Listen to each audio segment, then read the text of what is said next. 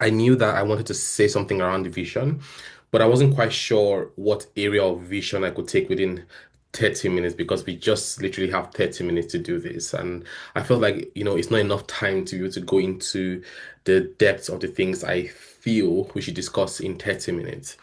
And last week, the word just came to me. It's as though I could see the vision of Abraham just being held by God and walking through the terrain. And God is asking him a simple question and saying, "Hey, can you lift up your eyes and see? What can you see?" And and the phrase there was, "As far as your eyes can see." And that phrase just stayed with me. It stayed with me, and I just sat with it, and I began to meditate on what that word means. And that's what we will be talking about today. As far as your eyes can see, as a visioning practice. What does that really mean? How do we set visions for the year 2026? How do we set visions for the next 5 to 10 years?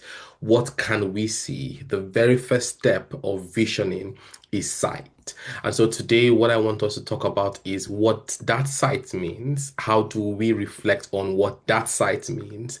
And how can that become the foundation of visioning? My name is Lamide Johnson, and I'm really excited that you're here today to join us. We'll have this recorded and uploaded on YouTube. So if you missed anything at all, we'll come back to it. The slides can also be shared on the group. So if you're not part of the group and you want to be part of the group, just let us know and we would add you into the group. Pastor Dario will share the link in the comment section if you want to be part of this live school and you want to come join us every week for the live school. We hold it every Saturday and we hold it for just 30 minutes. And our goal is to just reach out to something that God is pressing in our hearts that pertains to our life. And that's why we've called it the life school. So from career to relationship to family to whatever it is, wealth creation, anything, we just believe that we'll continue to be inspired to share something that actually helps you to move from zero to one. Now, before we begin, let's do a quick opening poll. And I'm going to be looking at the comment section. I have it open now on my screen as I ask this question. I'd like you to rate yourself from 1 to 5. As much as possible, don't rate yourself a 3. Okay. From 1 to 5, how many of your 2025 goals did you set before asking God what He wants you to look at? And so if you asked God first, um, give yourself a 1. And just look at one strand of goals, okay? Maybe it's your career, maybe it's your relationship, maybe it's your personal life, maybe it's your spiritual life, whatever it is. Just look at one strand and ask yourself, did I ask God first what I want what He wants me to look at, or did I just set the goals because I felt that's what I wanted to do? Okay, I'm waiting for the chats. Okay, diary is a 1.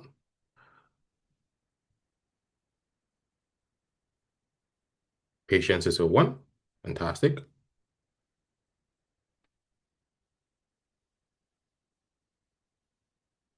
Okay, Pacifunke is a 1. Oh, Pacifunke, I said no 3 now. No 3. No 3, no 3, no 3. 5, okay.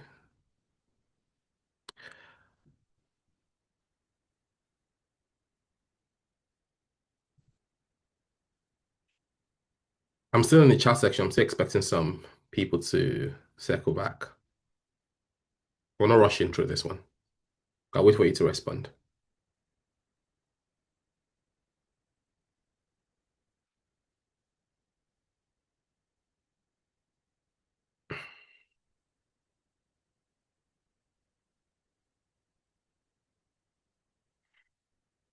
Okay. Fikayomi is a 1. Okay, I see that. Okay, that's good. That's good. That's good. That's good. Let's see how we go after the session and maybe we'll respond to this question again. Now, oftentimes when we're setting goals like this, what we do is our desire informs what goals we set. And so we say, I want to buy a new car. I want to get a promotion this year. I want to have a kid. I want to have a child. I want to buy a house. I want to go for more vacations this year. In fact, for some of us who haven't gone for vacations before, what we now say is we have a budget. We have £3,000 to go for a vacation this year. So we say, this is what I want to do. And then we make plans, okay, for that goal. We say, okay, good. I earn £5,000 every month. And so if I save 10% of that, then I'm able to save X amount of money by the end of the year. And so that money can go into travels. Okay, this is fine. I think that's what I can do. If I want to get married this year, then I say, oh, I'm able to, put myself out there more. Maybe I need to go to more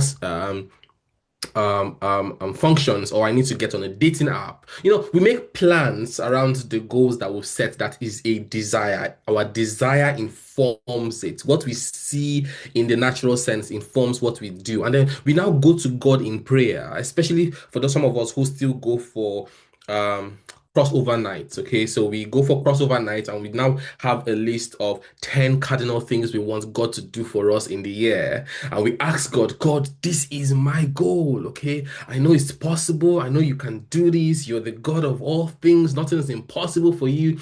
And we give him those things and we wait for him to help us to achieve this goal. And we form a chain around setting these goals, making plans, and then asking God, what if God's plan is absolutely different from this order? What if God's plan is different from the order that we are used to? Now, let's talk about this principle, Abraham's principle. I'm not going to go into the scripture so much today, but if we just write it down, okay, in your notes, if you're taking notes, and if you're not, that's also fine. In Genesis 13, verse 14 to 17, God took this man, Abraham, who had left his father's house and was building and was walking with God.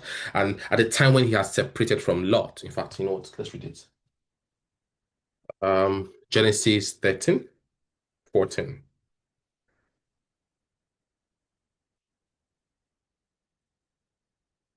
Uh, is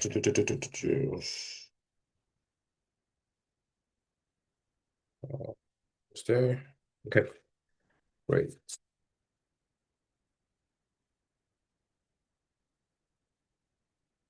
Okay. After Lot had gone, the Lord said to Abraham, look as far as you can see in every direction, north, south, east, and west. I'm giving you this land as far as you can see to you and your descendants as a permanent possession. And I'll give you so many descendants that, like the dust of the earth, they can't be counted. Go walk through the land in every direction, for I'm giving it to you. That is what that scripture says. So let's explore that principle a little bit more. In the scripture, it says, my screen is a mess. Okay, great. It says, look around from where you are. So it means that God does acknowledge where you are in this instance. And so it's fine. Sometimes we are uncomfortable with where we are, and we just feel like, maybe God doesn't quite think that where I am is okay. So I need to leave this place quickly. And for many of us, we run away from that place too quickly. But God is saying, from where you are, I want you to look. So God meets you where you are, and He shows you where you are going. There are instances in our lives where we feel like the situation that I'm surrounded with in, the situation I'm surrounded in doesn't represent what I see. And that's also okay. That's also okay because sometimes our sight is super important more than where we are at the moment because your sight is so critical. At the time when Abraham was where he was, God just said, look, I'm going to meet you there, then look.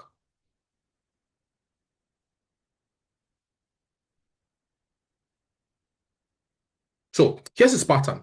The first principle is you have to lift up your eyes and look and allow God to be the one to direct your gaze. So Abraham didn't choose where to look at.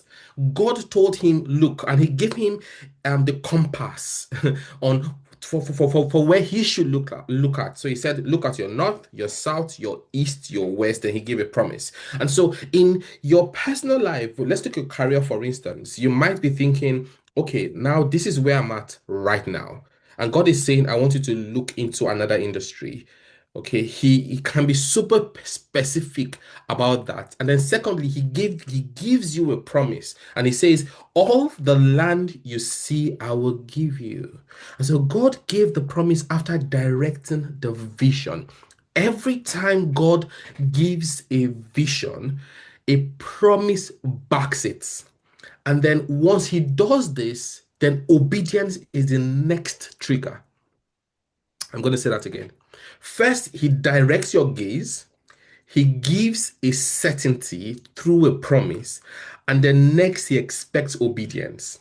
And so when God gave this principle to Abraham, and it was a principle he used in his life, if you look at other great men in the scriptures, you see how they've done this. If you look at people right now, you see this principle being applied to the principle of visioning. Today, my son and I were watching about how the airplanes were made, and we looked at the Wright brothers, and we looked at the adversary that happens with Curtis, who wanted to partner with them because he had this beautiful engine that he had used to power his motorbike, and he wanted to use that he wanted to collaborate with them and have cooperation for them to do that. And so at the time, the Wright brothers had this beautiful idea to be the first on air. They did, but then they were overridden with all the patenting fights because of Curtis, and they didn't want to partner with Curtis. And then World War One broke out. And when it did, Germany had built 50,000 aircraft already, and they were winning because, hey, America was busy fighting a patented war and not building. Why? Because they had lost sight of the vision at that time.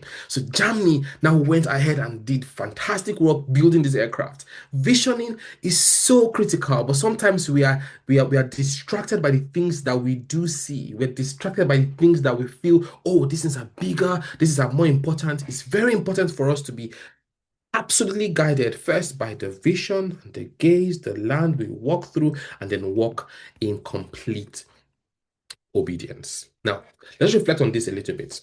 Okay. And I want you to think about one area where you're setting goals without asking God where to look at first. For me, it's my career, right? Because I have such huge dreams of what to do. I'm so ambitious. I want to be able to run through the ranks so quickly. And then I feel like in the past 4 years, I've just been chilling. Okay, I just feel like uh, um, um, I've just been plateaued, right? I'm just in this one role, and I'm going to be in that one role for a long time. And so sometimes I just want to set big goals and I want to move away from where I'm at. That is one thing. And without going back to ask God, because every time I've gone back to ask God, He has said something I don't agree with. Okay, so that's my own area. I like you to just put one area where you feel like, Kai, God, this part of my life, just leave this one.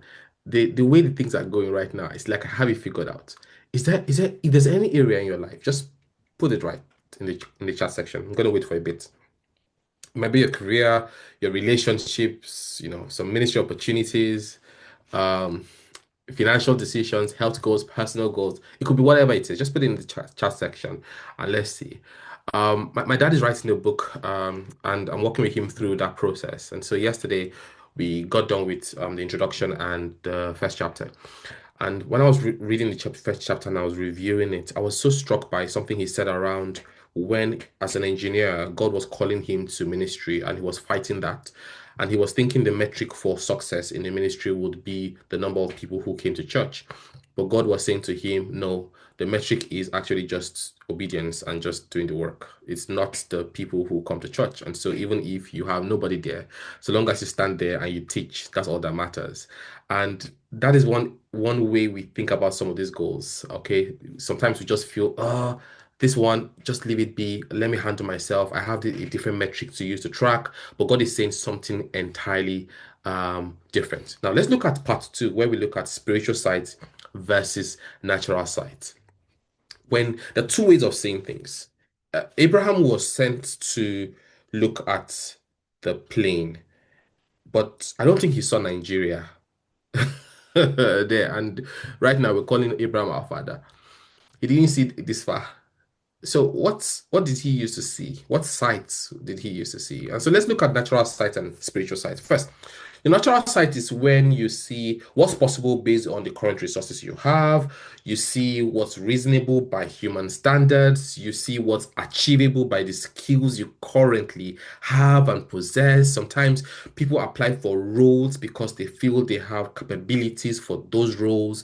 You see things based on your current limitations. You see things based on your circumstances or the obstacles that surrounds you. That is natural sight. But spiritual sight is when, you know, you see based on what God is doing behind the scenes, and you might not know what they are, but you are aware of it, or perhaps what God is leading you to do. Three, it could be a promise that God has said you're going to achieve this promise, or you see because you know that God has unlimited power and He can do even the impossible things, or you see based on what you're sort of focused on His promises and His purpose for your life. And so I would like you to start gauging where you are at based on how you set goals. Do you use your natural sight to set these goals, or have you used your spiritual sight to set these goals? Now, there's a warning here in Proverbs 3, verse 5 to 6, when he speaks about not leaning on our own understanding.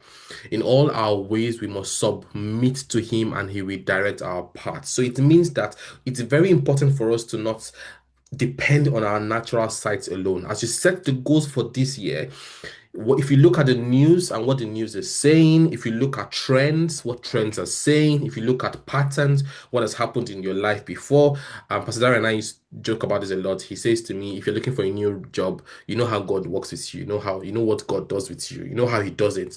I hear when He says these things, I'm like, ah, God, okay, well, let's see. And I'm watching for those things. But my eyes are also open to figure out maybe He wants to use a different way. And that's absolutely fine. Look, God is not saying abandon reasons. And I'm not saying that, oh, abandon reasons. He's just saying, look, I have to be the reason behind whatever vision you do have for your life. It should start from here. It should start from what I help you to see. Now, here's why God shows us. Because look, if He says things alone, doubt has capacity to creep in. But you can't doubt, you can doubt what you hear, but you cannot doubt what you see. Because seeing and hearing are absolutely different, but they're very complementary. So when God gives you a vision and you're able to see it with your spiritual eyes, then faith becomes even more concrete than it is. Because hearing creates the awareness of that purpose or the vision, but seeing creates conviction. And the moment you see it and you tap into it, there's no stopping you. Sometimes you see some people who are so bullish around a goal and they just keep going and going and going and going, and you wonder what drives them. It's because they've seen it. They have the capacity to tap into that inner mind and they're able to see it. And so, what I'm helping you and I'm hoping you're able to achieve today is, do I have that capacity to see? Am I tapping into the spiritual to see? Let's look at this case study quickly. If you remember the 12 spies in the Bible in Numbers 13 and 14, first, they were same people that were sent to go spy the land. Same people. They went to the same land. They had 40 days to spend in the same place, same duration. They had the same evidence. The data was the same. The facts were the same, but they returned with two completely different results. They had the same data, the same assignment, but they had different destiny altogether. Let's break it a little bit further. Now, for those who had natural sight, they said when they were giving the reports, look, we can't attack these people because they are stronger than we are. Was it valid? Absolutely. Yes. They were bigger, they were stronger, it was valid. We seemed like grasshoppers in our own eyes. Their eyes interpreted because they had used their natural eyes to look at this. And they said, look, we see, we're grasshoppers before them. Here's what they focused on. There were giants in the land. Were they? Yes. They had fortified cities with high walls. Is that correct? Yes. They had their own inadequacies and weakness. Absolutely, completely. And the size of the obstacle was huge. Natural eyes, natural sight. I was speaking to HR recently, and they said to me, "Oh, we've been increasing your salary in the past 2 years. Where you are now, you've hit the highest point of your grade. So there's nowhere else you're going to from here." And I just laughed. And I laughed because that is just natural. That's what she thinks. That's natural sight. Thinking I'm capped by that grade. But there's a grade above it. There's a grade above it. And it's work that needs to be done to make sure I'm broken above that. And so I'm writing a very beautiful email currently, and I hope I'll come to give a testimony about this soon, where I'm writing an email to my manager to talk about why I have to move from the grade I am at to the next grade. Literally, because if she thinks that there is a limitation here, I'm not seeing that with my natural eyes. So think about the areas of your life where your natural eyes have been the one influencing you. Oh, I don't think I can get married again, or oh, I don't think I can have kids again. The doctors have said this about my health, so it's impossible for me to be able to do this or break through. And God is just saying, you are looking at these things with your natural eyes.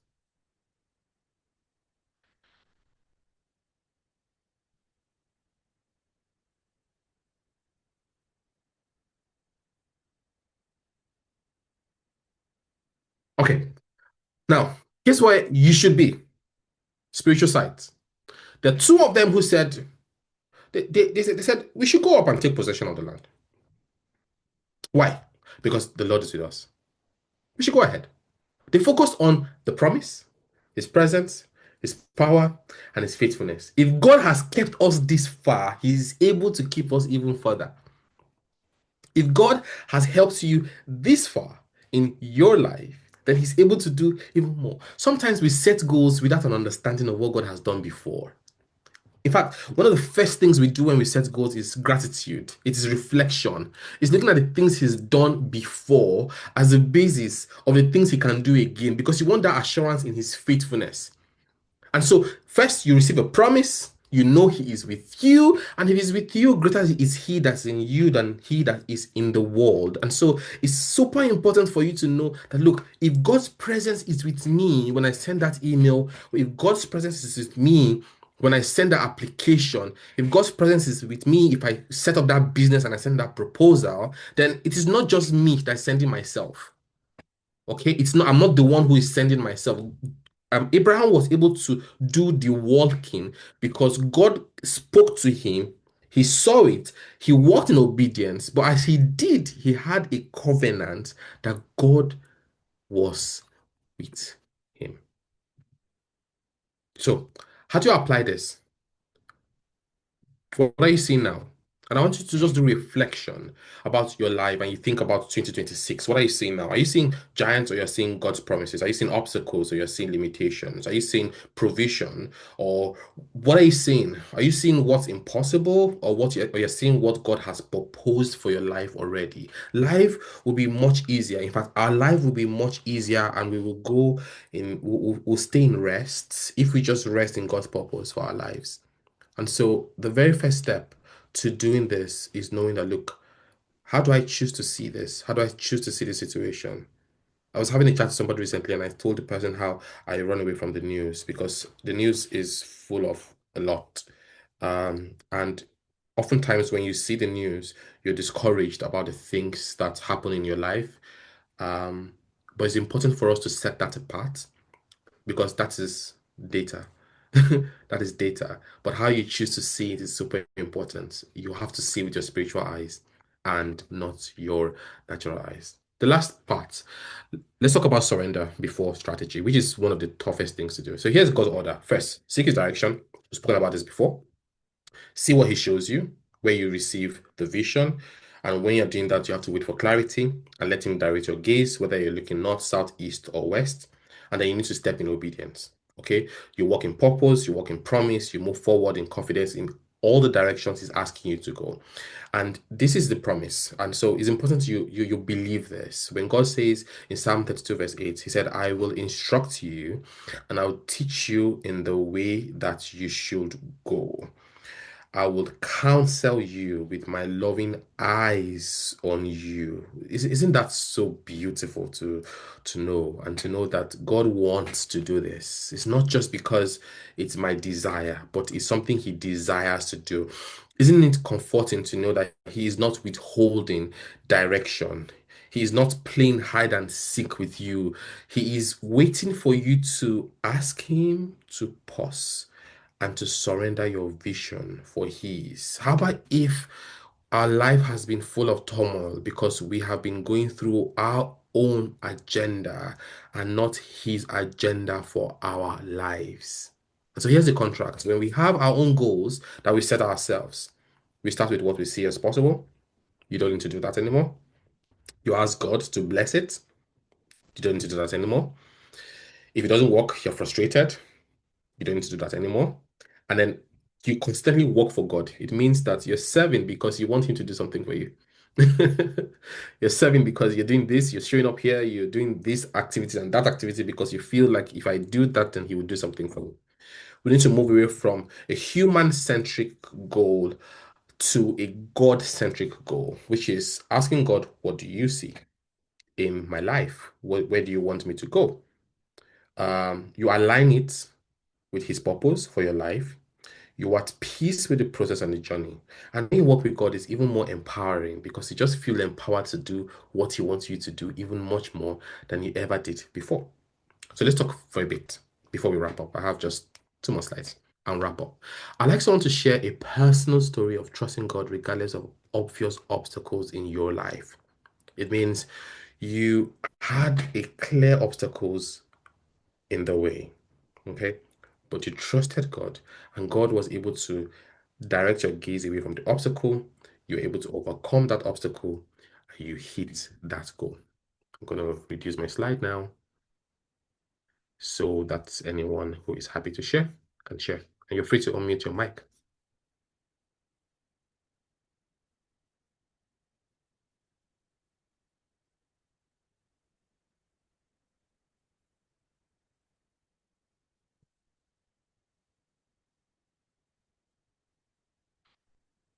I'm waiting.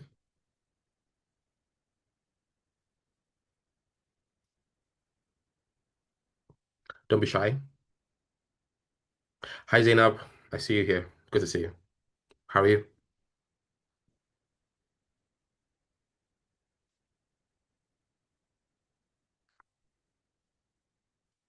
I'm going to call names. If no one comes up, I'm going to literally call names.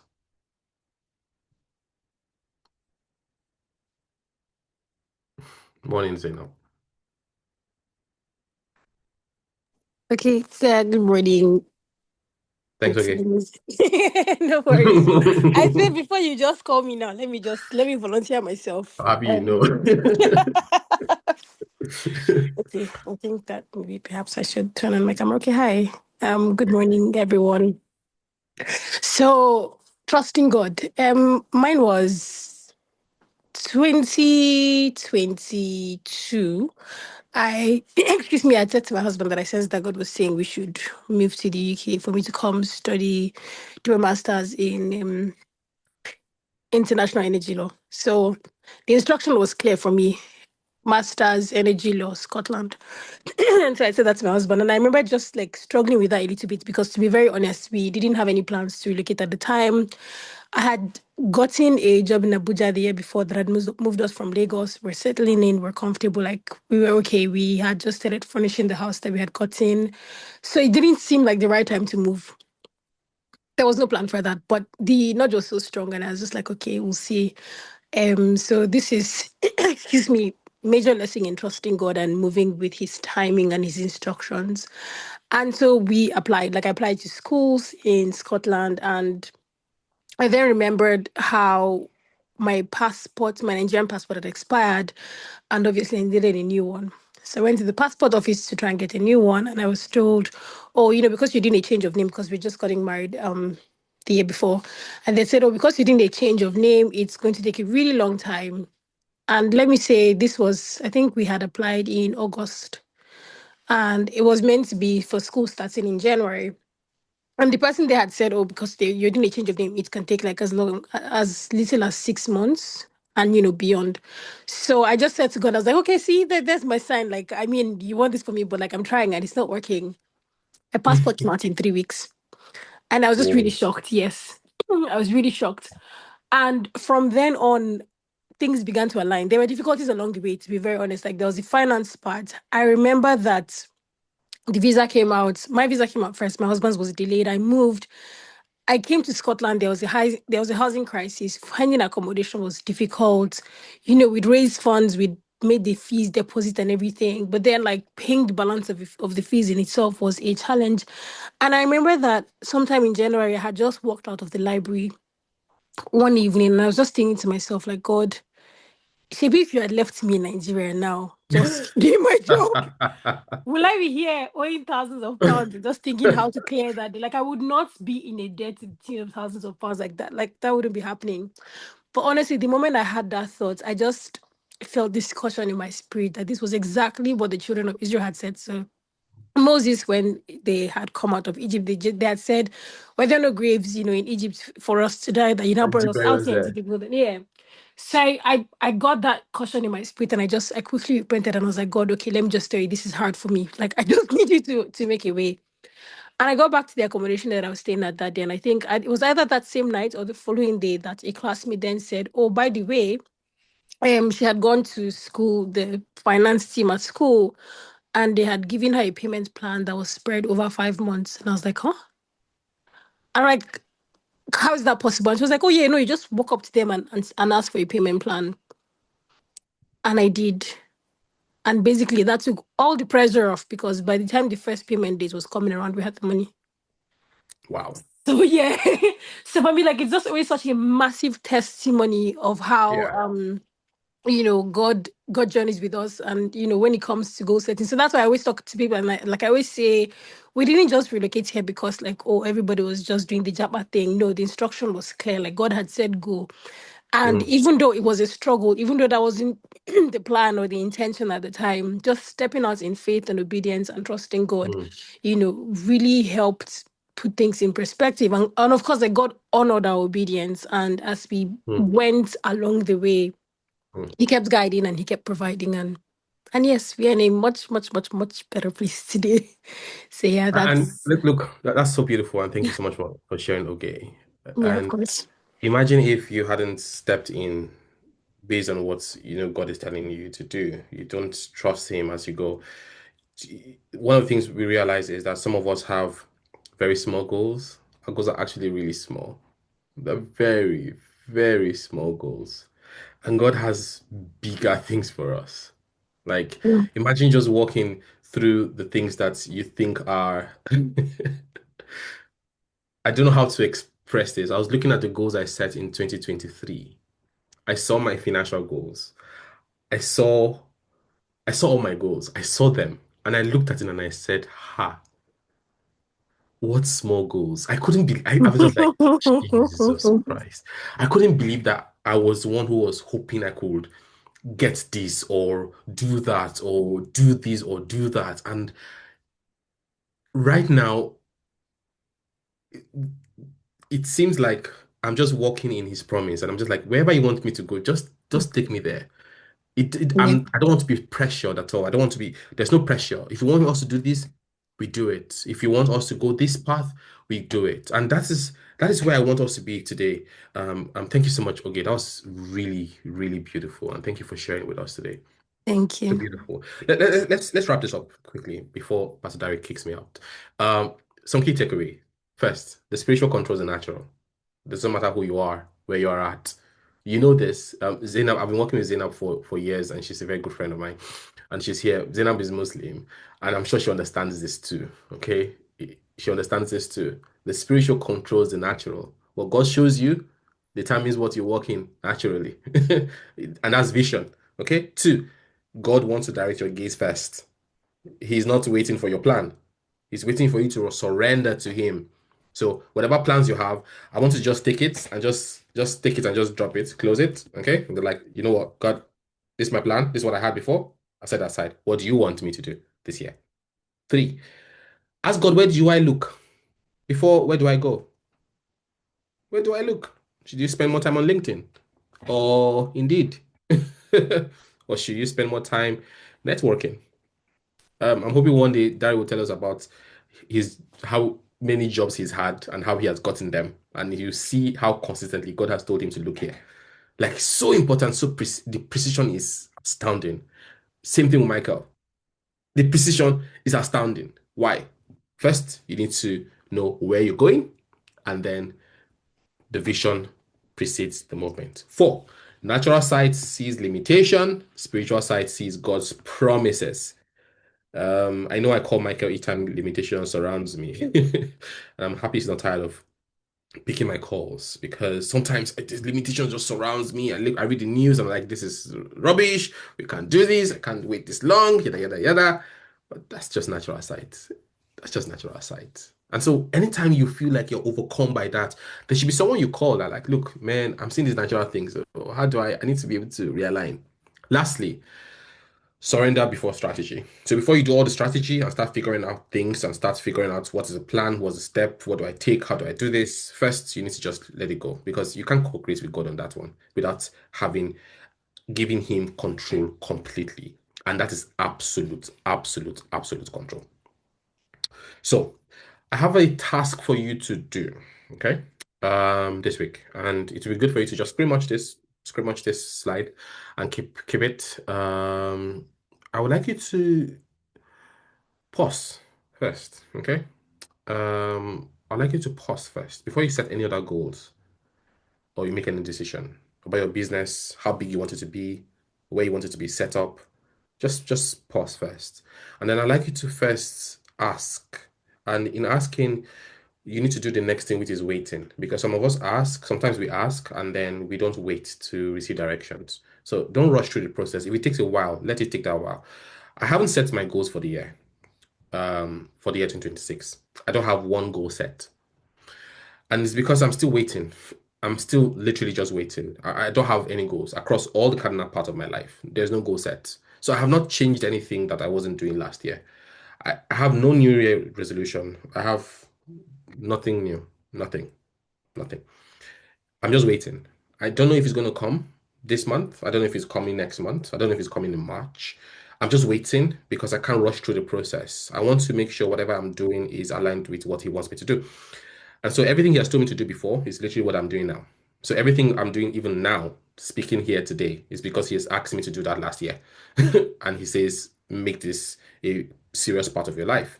And so the fact that a calendar year starts doesn't diminish the instructions that you've heard years ago. So in fact, for me, it's as though I'm still working in promises he's given me in 2021 till date, and I'm just unpacking them. That's how it means, that's how it feels to me. And so goal for me is not set by calendar years. Goal for me is set by instruction and seasons. And I'm still in a certain season and I'm not breaking out of that season yet. And so you need to think about that and figure out if God is saying, I'm going to add something new or I want you to reprioritize this, that's also okay. So figure out what that pretty much looks like. And once you do, then you need to move forward in obedience, but even more confidence that you're walking where God is looking. Everyone has the capacity for sight, even kids. Every single person has capacity for sight.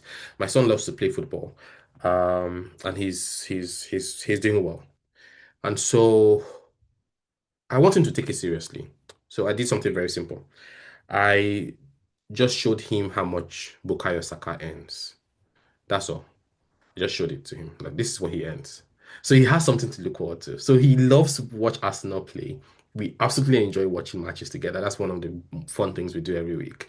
And just knowing that Saka earns this amount of money, he's taking his football seriously. And I hope he takes it even more seriously. Or whatever he wants to do, whether tennis, whatever he wants to do. Because why? There's sight. And so everybody has capacity for sight. Um, Finally, this is one of my most favorite scriptures in the Bible. It would have been the anchor scripture for this session, but I switched it around, which is Habakkuk 2:1. I will stand at my watch, station myself on the rampart. I will look to see what he says to me. Listen, I will look to see what he says to me. And so he speaks to you, and then your sight is triggered. Thank you very much. I'm happy to answer any questions that you might have before I'm sent out of the session. I'm sorry I took a little more time above schedule. Thanks, Dari. I just saw that. Any questions before we call it wraps? Can I ask a question, please? Please go ahead. All right. I've actually been having loads of discussion with my son, basically. He also wants, he's been saying he wants a career in playing football. And it's not that I'm not discouraging. Oh, will I use the word I'm not discouraging? But I'm just, in a way, I'm trying to maybe set reality before him that one is, like you said, don't suspend reasoning, but that one, he's 14.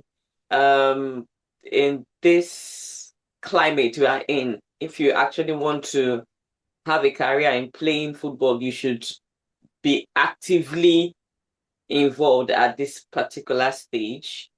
And the fact that maybe personally I've not seen that enough drive in him to say that okay, he actually has that much passion for it. But my question now is, um, I don't want to be the one this because right now we are now discussing about the fact that okay, we had a discussion shortly, very recently, and he made the statement that since we had that personal discussion talking about his future ambition, that he has had to rethink his entire life, and right now he doesn't even know what to do. Is he uses the word his future looks blurry and bleak. Mm-hmm. So so right now I'm in a crossroad right now because I don't want to make him feel that his future is bleak or blurry, but then I don't want him to lose sight of reality. Mm-hmm. That's fine. But that's a very So beautiful question. It's a very beautiful yeah, question. And I think the question reflects how we are and how we are. And when I say we, I mean how human beings are. Um, we we need to remember that we need to be more like kids than we are like adults. Why? Adulting puts a cap of limitation over everything. Reality, you use that word several times. Reality setting, reality. And that's what adulting does. It gives you reality. As a child has capacity to dream and dream dreams. However you want to dream it, just go on and dream it. I would say something might not like. Whenever your son is dreaming, just say yes. In Yoruba, you say Ashe. Just say yes. That's possible. Or that's possible. And leave it like that. Don't say anything else. Oh, that's possible. I think it's possible. Oh, yeah, I think it's possible. Yeah. Thank In fact, you, sir. your eyes should not even show the doubt. Your eyes should not even show a simple doubt. Your eyes should not show a doubt. Just say yes, it's possible. Yes, yes, that's it. And leave it like that. Do nothing because as you were speaking, I was just checking somebody on um um in Leicester City, James Vardy. He started his first Premier League debut at age 27. Your son is 14. What are you talking about? Please. Please. What are you talking about? Do you know how many people started late? In fact, you might think it's about football. It might not be about football. You might think it's about playing football. It might not be about it. It might be something in sports tech. It might be something in sport industry. He might create. I, I'm, I'm We're sorry to watching cut you Prime short. Video. We're I'm watching sorry to Prime. cut. Go I'm ahead. sorry. I'm so sorry to cut you short. I'm very sorry because he's actually here right now and he's been shouting. Thank you very much. The thing is, I'm not entirely dissuading him from the sporting line. Yeah. I'm actually telling him to focus that there are so many other aspects of sporting because Great. even in school, I encourage him to do sport science. Okay, Fab. because I know that there are different careers that can actually come up from that. You don't necessarily have to be So you got the one it. on the field. You got it. You got it. So Look, that so I so wanted to that's take my it. son out of football, and I was sitting with a parent when I was thinking about it because I just felt like he would do better in tennis than he would do in football, or he would do better in athletics. He sprints so fast. He's been the top of his class several times in athletics. And a parent, I was sitting by a parent when I wasn't mentioning this, but I was just asking her why she keeps on bringing her son for football because her son is is terrible at football.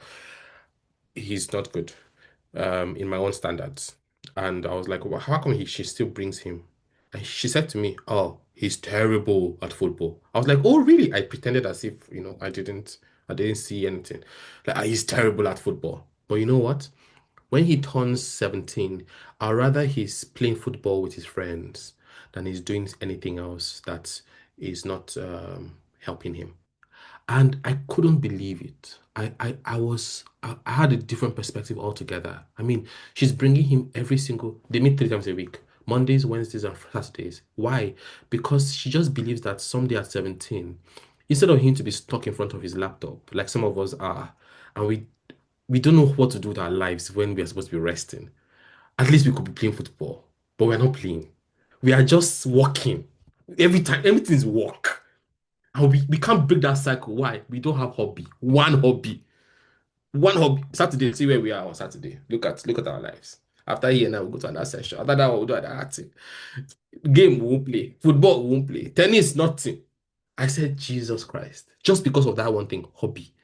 So while we're putting ourselves under pressure, and sometimes as immigrants, one of the things I'm writing a session I'm working on is actually about parenting as an immigrant parent because we put pressure on ourselves because we think we must perform because we are immigrants. No, let's be children. Please, let's just be children. Let's enjoy ourselves. That's what it is. No pressures at all. He has to be a footballer. He has to be this. He has to be an astronaut. How about if he just wants to make coffee?